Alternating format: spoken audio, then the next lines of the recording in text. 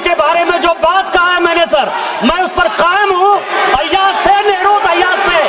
मैं फिर दोबारा रिपीट कर रहा हूँ, आई एम अगेन रिपीटिंग, यही फैक्ट है।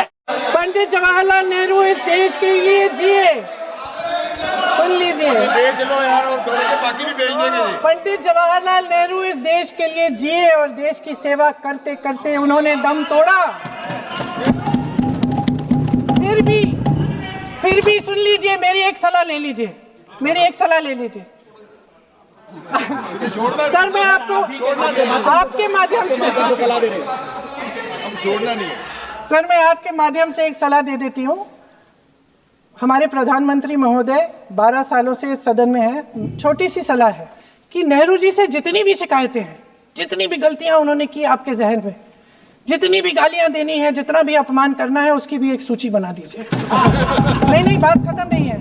999 अपमान, 9,999 अपमान, सूची बना दीजिए और फिर हम एक समय निर्धारित करते हैं। अध्यक्ष महोदय जी से पूछेंगे, एक समय निर्धारित करेंगे, 10 घंटे, 20 घंटे, 40 घंटे, जितने घंटों में आपकी ये शिकायत पूरी हो जाए। माननीय सदस्य, आप तो, लेकिन इस सदन का कीमती समय, जिसके लिए हमें यहाँ पे जनता ने भेजा है, जैसे हमें जनता की समस्याओं को हल करने के लिए चर्चा करनी चाहिए, इस्तेमाल करना चाहिए, उसको एसी के लिए इस्तेमाल करिए। उसके बाद जैसे अंग्रेजी में कहते हैं ना, जैसे अंग्रेजी में कहते हैं कि once and for all let's close the chapter, close कर लीजिए। देश सुन लेगा क्या क्या शिकायतें हैं, किसने क्या किया, इंदिरा जी ने क्या किया, राजीव जी ने क्या किया, परिवारवाद क्या होता है, नेहरू जी ने कौन सी गलतियां की, सुना लीजिए, फिर खत्म।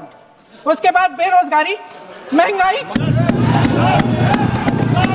महिलाओं की समस्याएं, जो पीएमओ में हो रहा है उसकी बातें, उसकी चर्चा, जो बैटिंग ऐप के बारे में हो रहा है पीएमओ के अंदर। जितनी देर आपके हमारे प्रधानमंत्री, देश के प्रधानमंत्री रहे हैं, 12 साल हो गए हैं, लगभग उतने ही सालों के लिए जवाहरलाल नेहरू जी जेल में रहे। किस लिए? इस देश की आज़ादी के लिए। उसके बाद 17 साल के लिए प्रधानमंत्री रहे। आप बड़ी आलोचना करते हैं इनकी, लेकिन अगर इन्होंने इसरो नहीं बनाया होता तो आज आपका मंगलयान नहीं होता। अगर DRDO नहीं बनाया होता तो तेजस नहीं बनता। अगर IIT और IIM नहीं बनाए होते तो हम आज IT में आगे नहीं होते। अगर एम्स नहीं बनाया होता तो हम कोरोना की जब बड़ी चुनौती का सामना कैसे करते? हाँ, वही बना रहे हैं, नहीं बना कुछ भी। इसका मतलब है इस मुद्दे का जवाब नहीं है आपके पास। अगर इन्होंने BHEL, गेल, सेल, भाखड़ा नंगल ये सब नहीं बनाया होता जो आप सब बेच रहे हैं, तो ये विकसित भारत कैसे बनता? क्या सत्ता पक्ष के हमारे साथी इतने अहंकारी हो गए हैं कि अपने आप को महात्मा गांधी जी से, राजेंद्र प्रसाद जी से, बाबा साहब अंबेडकर जी से, मौलाना आजाद जी से, सरदार पटेल जी से, सुभाष चंद्र बोस जी से बड़ा समझने लग गए हैं? हाँ, कोई बात नहीं, हम तो देश के लिए हैं। हम देश के लिए हैं। आप चुनाव के लिए हैं, हम देश के लिए हैं। हम जितने भी चुनाव हारे, हम यहाँ बैठे रहेंगे और आपसे लड़ते रहेंगे और आपकी विचारधारा से लड़ते रहेंगे। अपने इस देश के लिए, अपनी इस मिट्टी के लिए लड़ते रहेंगे। आप हमें रोक नहीं सकते।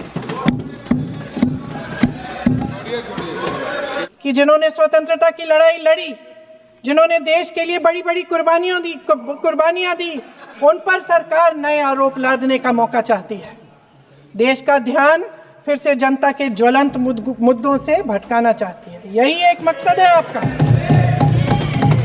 आपका मकसद है कि हम फिर से उसी अतीत में मंडराते रहें, उसी की तरफ हम देखते रहें जो हो चुका है, जो बीत चुका है, क्योंकि ये सरकार वर्तमान और भविष्य की ओर देखना ही नहीं चाहती। वे इस काबिल ही नहीं रही। सच्चाई यह है अध्यक्ष महोदय कि आज मोदी जी वह प्रधानमंत्री नहीं रहे जो एक समय में थे। सच ये है कि ये दिखने लगा है। उनका आत्मविश्वास घटने लगा है। उनकी नीतियां देश को कमजोर कर रही हैं और मेरे सत्ता पक्ष के साथी चुप इसलिए हैं क्योंकि अंदर अंदर से वे भी इस बात से सहमत हैं।